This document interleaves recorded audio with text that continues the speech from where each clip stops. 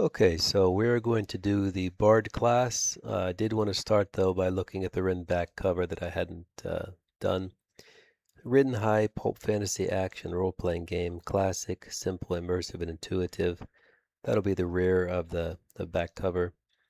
Um, and it's classic in that it deals with like kind of classic archetypes, fantasy archetypes. Simple, that it has a very straightforward design.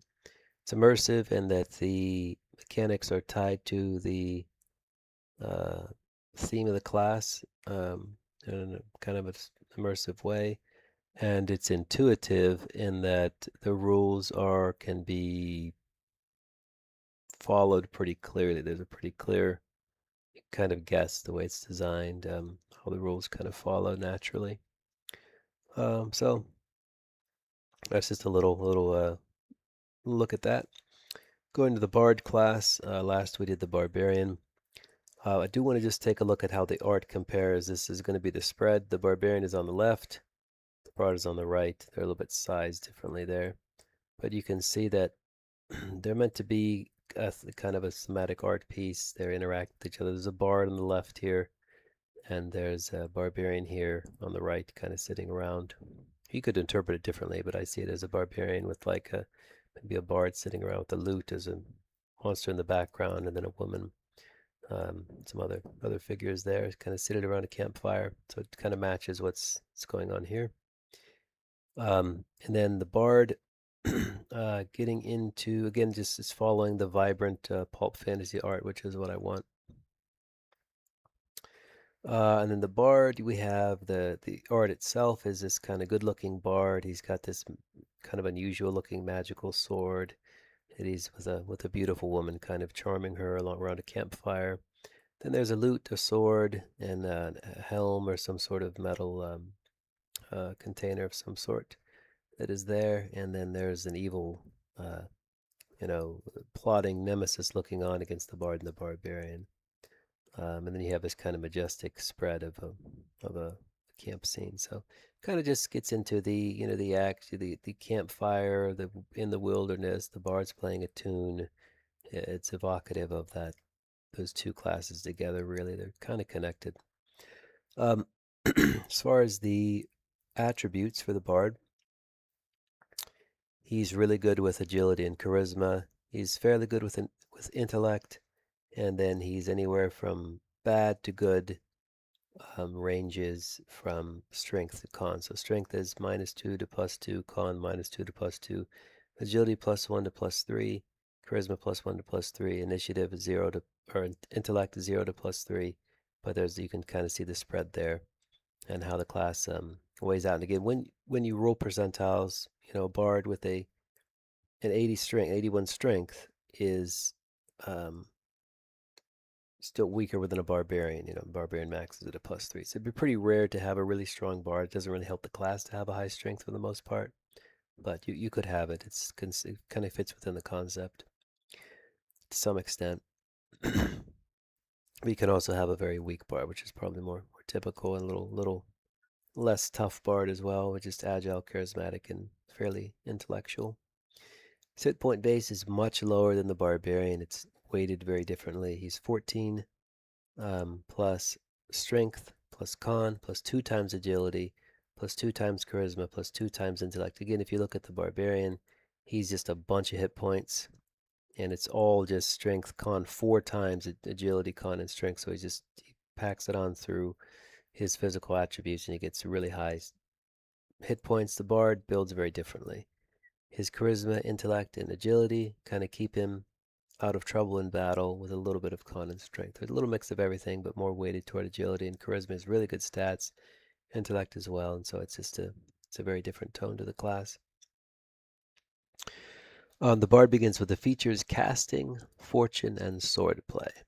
So again, you're going to roll a percentile, cut it in half if you're using the adventure method, the normal method, and then arrange them as you wish. And then you have to choose how to distribute them. So casting determines your spell points, which would be spell points are one resource you use to cast spells. There are when we get into the spell casting system, we'll probably wait for the wizard to really get into that. It's one of the ways that you cast spell effects, and they replenish after you rest. And then spell power is the like how potent the spells are. So, for instance, a spell like the Bolt spell does power d8 plus power damage, striking a foe unerringly and ignoring armor because it's a lightning bolt. So if you had a 2 spell power, it would be 2d8 plus 2 lightning damage, 3 spell power, 3d8 plus 3, all the way up to 6, 6d8 plus 6. So spell power affects the potency of the spell. Spell points affects how many you can cast. Like I say, it's one. It's a little bit more complex, but more or less it gives you spells you can cast, and then the spells known. So level 1 and level 2 are the spells known. So it's how many spells you actually have access to. Spells in RIN generally, like first level spells are kind of between first and second level and power level in AD&D, or I guess you could say D&D. And then like second level, like between second and third. And then third level RIN spells are like between third and fourth. And then for magical effects above third level, like fifth plus, they're relegated differently because it's really kind of a balancing to have access to just teleportation and teleport and wish and all these things at will. So RIN ends at around like third, fourth level power wise. And then those other kinds of abilities come through magic items or specialty things that you get access to. But you can't just do them every day. After rest, just go out and disintegrate and wish and teleport. Like those are rare resources. Then cantrips are abilities that you can cast at will, and you can just have one cantrip effect going. So things like the glow cantrip, the beguile cantrip. They're again when we get into spell casting, we'll get into the details on that. So that just is basically the bard's magical ability. It's less than the wizard's. You'll see with the wind, but he does have access to any kind of spell selection, a very wide selection, and he can still be effective as a caster, just not to the extent of other other casters, the wizard primarily. Fortune, after any roll is made or chance event occurs, the bard may choose to attempt to alter his outcome in his favor by rolling a d100. If the result is equal to or less than his percentile, then the die is re-rolled or a similar improvement in fortune occurs, and the result of the d100 roll becomes his new fortune percentile for the day. If he ever rolls beyond his percentile, then no stroke of good luck befalls him, and he may no longer check his fortune until after he rests. If he ever rolls his exact percentile, then the stroke of good luck that befalls him is exceptional, and then it just resets after every rest. And then you also distribute it as a pool of kind of how your good fortune is benefiting you um, through sub features. So it does act just as a pool. So if I have, let's say, an 82 fortune, okay, I'm in trouble. I need to find a healing potion. What are the chances that as I'm scouring this layer, I happen upon, oh, what are the chances somebody's dropped a healing potion? Roll your fortune. Oh, there it is. I get a 74. My new fortune becomes a 74. I can continue to check it to turn things in my favor. At the very least, it allows a re-roll. Um, so I'm rolling for treasure. I roll something crappy. Well, let me check my fortune and see if I find something else. Or I had my nephews have come up with all kinds of more creative and powerful ways of doing this, and there are some ways to kind of mitigate that. It is up to the GM ultimately what fortune can do. But the least is that it allows a reroll of a situation. But like my nephew, they were about to get blasted by this necrotic breath weapon from a wyvern. So my nephew was like, "What are the chances this wyvern's breath weapon malfunctions and nobody gets hit?" So you can kind of be as broad as you want with it. Um, but that's the fortune mechanic. It's really great. Everybody loves it. It's really fun to change. You can change a lot with it. Um, Then you have how you spend the percentile itself. You distribute it. You just gain charm and cunning. So that's kind of the again the archetypical bard. Just a bunch of charisma and intellect check bonuses, all the way up to +4. So he can have incredibly. He can be incredibly charming. Again, it's through his fortune. He's just very charming and very intellectual. And this also applies to checks against monsters' abilities, so like charms and illusion abilities. So it just makes you very, very fortified in your charisma and intellect, and you kind of become the ultimate uh, charmer and the ultimate cunning character if you put that in, the charm and cunning. Um, every 25 you get a +1. Florid Sonnet is if you want to have the ranger's lure ability to like basically charm wild beasts, you can do it through song. So you don't normally get that. It is a very powerful ability. Um, but you know, it does allow you to charm animals through song, which is kind of a sideboard thing. If you wanted to just through a little luck, you know how to charm. Picked up some abilities to charm wild beasts. Minstrel's Chant. Once per rest when casting a spell, the bard gains +1 spell power, +2, +3. So again, you can just get a blast of magic. Like you know, at high levels, you get a 9 spell power, really high, even beyond what the wizard can do in most cases. You just gets you know through a little stroke of luck, you cast this incredible spell that's very more powerful. So just for a casting centered bard. Orphic Ode, you learn another second level spell. Second level spells are really powerful. You eventually learn one, and then at higher percentiles in casting, you learn two. You can get a third one.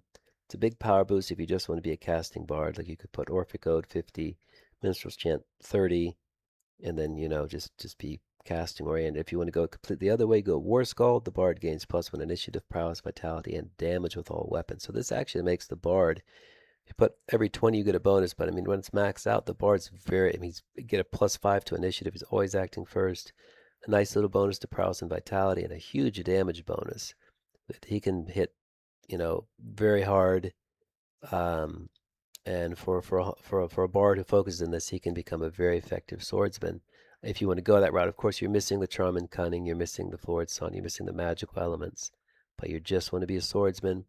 You can certainly go that route, or you can mix it up. You could put charm and cunning. I want to be a charming swordsman. Put 25 into charm and cunning, 20 into war scald. So again, with the sub features, same fortune rating can be distributed differently, making for a very different bard.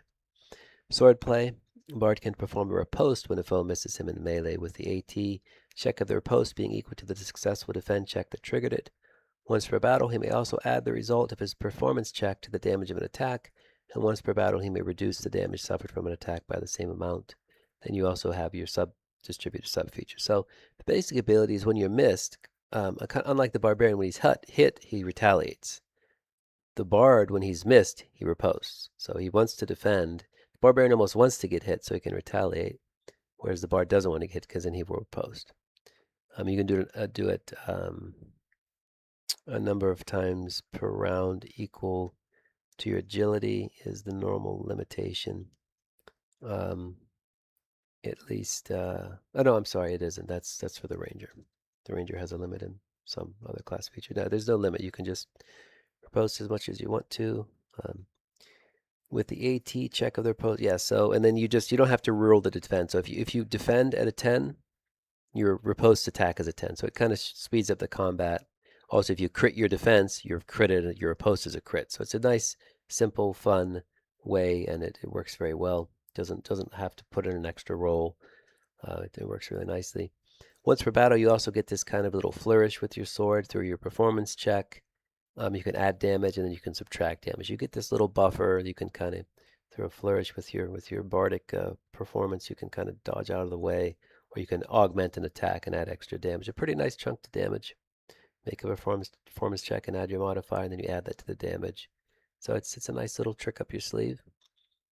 Then you also have a bunch of other swordplay abilities. Brigandry, just a damage bonus to your weapons. Citadel, when you're using a buckler or shield, you gain bonuses to prowess to be more defensive. Cunning, bonus to defend. Dual wield, you can fight with two weapons. Dueling, bonus when you're fighting in a duel or contest. All combat rules, which is a large bonus. Just rare, but again, if you're the bard who wants to challenge someone to a duel or get involved in that, it gives you a big advantage in those situations. Expertise, feint, flourish, fray, knave, mountebank. There's a lot of them. I probably won't go over all of them. Um, Single wield, if you just want to specialize in a single weapon, you can be an expert with that. Swashbuckling is just a prowess bonus. If you just want to lug in, if you just want to build a complete swashbuckling type bard, max out War Skull to 100, max out swashbuckling to gain 30 prowess. And I mean, you can build a bunch of different types of bards. Feint is really nice. You spend prowess to gain a large damage bonus to your attack. So I can spend my prowess through feint up to gain up to a D12. So if I put 30 points and I spend a prowess, my next attack is going to gain a D12 damage. So I'm like an expert, expert in actually spending my defensive resource, which is prowess. I'm kind of exerting myself to get a damage bonus. Um, Knave, once per battle, the bard can cause a successful attack to gain his agility, charisma, and intellect bonuses to damage into either blind, slow, or weaken a foe for 1 round. This is kind of like throwing a mug of ale in someone's face, cutting their belt, making their trousers drop.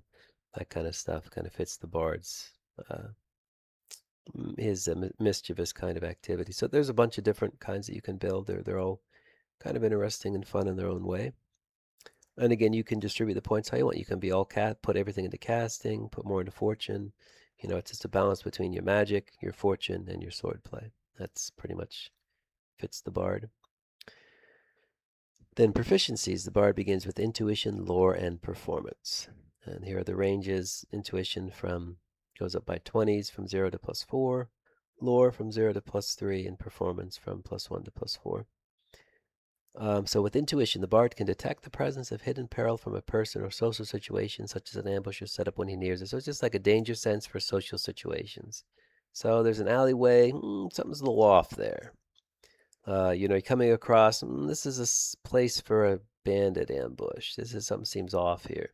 And the bard just has that sixth sense that triggers when he nears a socially dangerous or a person who's just, this waitress seems off. Maybe she's a is she a were rat? Is she a shape change hag? Something's rubbing me the wrong way. That's the bard. He has that intuition. And again, with these proficiencies, they're only things you check when you have them. These aren't things that anybody can do. So it's a difference with proficiencies. They're not like the skill system in D&D, and they're not like the word proficiency means something very different. It just means like a bonus you get in 5th edition. It's not that. It's a specialized skill that you can only use when you have it. Lore. This is probably the most powerful skill or proficiency in the game. The bard is able to recall obscure information, rumors, and historical details about any given topic, especially those of a hidden legendary or magical nature. This proficiency also allows the bard to attempt to activate magic scrolls, wands, and staves. There can be a mishap there where they backfire. Only wizards can use scrolls, wands, and staves uh, without any fear of backfiring. And then certain classes, like the thief with his devices, he can try to operate them. Lore, the bard can attempt it. Other classes, the Arcanor can attempt to activate them, but if it backfires, it deals a bunch of disintegration damage, so it's a risk. And then there are plenty of classes that don't have the skills at all, like the barbarian, the warrior. They can't use them at all. But the lore is so useful. My one nephew loves bards. He's so good with it. But you knowledge of anything, you can just, what do I know about this region? What is this creature like? And he was going to get set up by this dark druid who was tricking the party. He totally recognized what he was, and he just there's some minor little detail because he critted his lore check, and it totally saved this terrible ambush by a bunch of, it probably would have killed the whole party. So you get that knowledge, and you can just, what do I know about this region? What do I know about this person? Have I heard of it? And it's just a check to just basically have any knowledge. It's very powerful.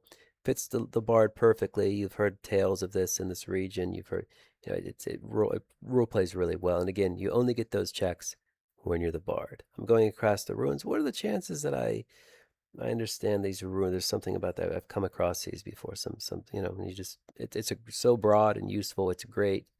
It functions really well. Performance. The bard can play music for entertainment, pay, and magical effect. So you can do just regular performances, which can be inspiring, distracting, can have a bunch of good uses. But you also have magical effects. So charisma plus intellect times per rest. He may perform one of the following bard songs. Inspiration. The bard grants himself and all allies within hearing half the result of his performance check as bonus prowess until rest. So he just inspires you. Say he gets a result of 10. Everybody gets 5 bonus prowess. Just a little boost. It's very nice, very useful. On the other end, the magical ability is much broader.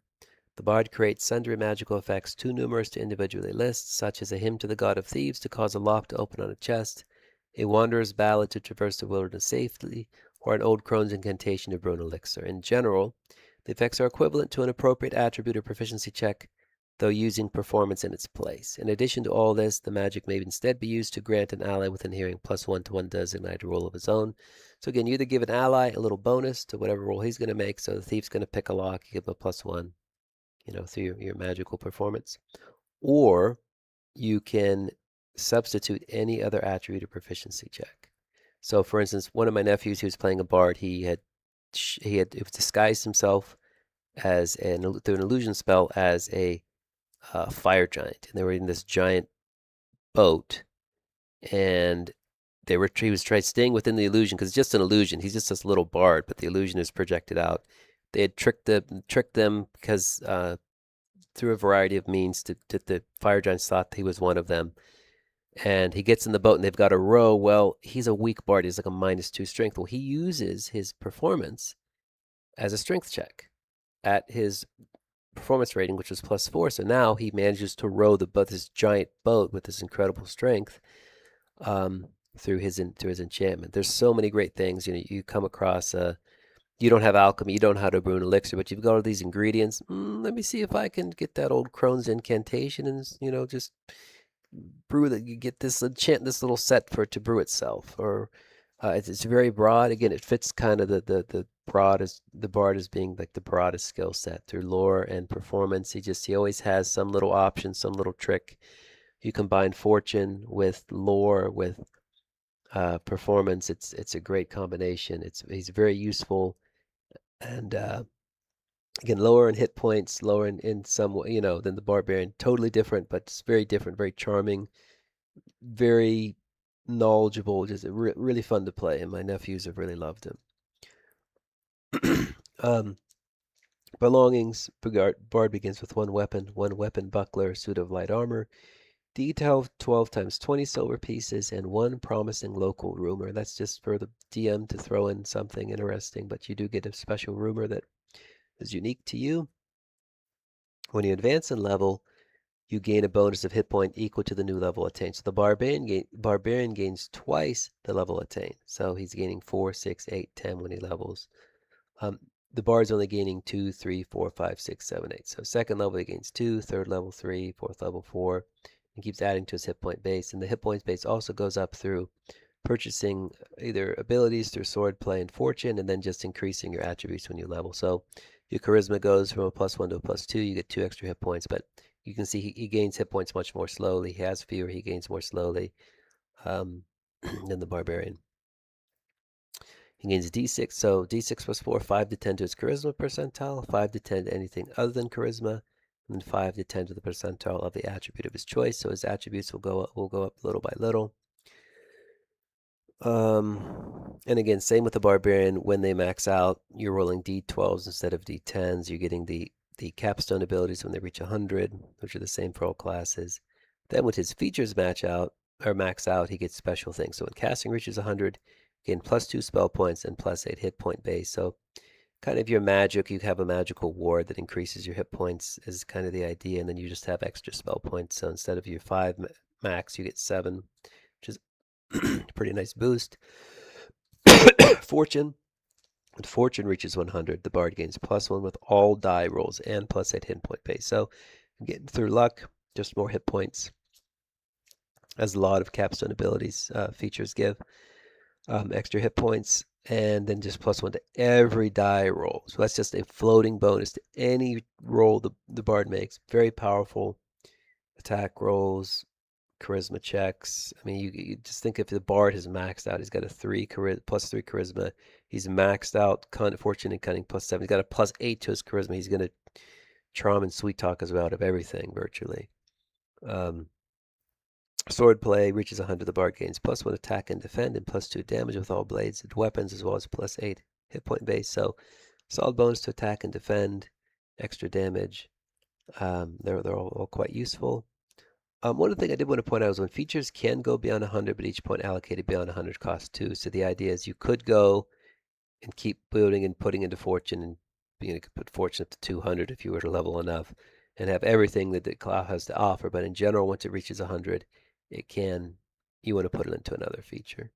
Um, and then 4d6 +4 among his proficiencies. Again, when proficiencies max out, they get to roll them with a d12. So, if you have a 100 in your, or d12 in your performance, now you're rolling d12s and you're critting on 10s or higher. And same with lore. So it's all in intuition, same thing. So it makes them a lot more useful. That's pretty much the bard class, and I think that's just fortune, glory, charm, magic, cunning, um, and some swordplay.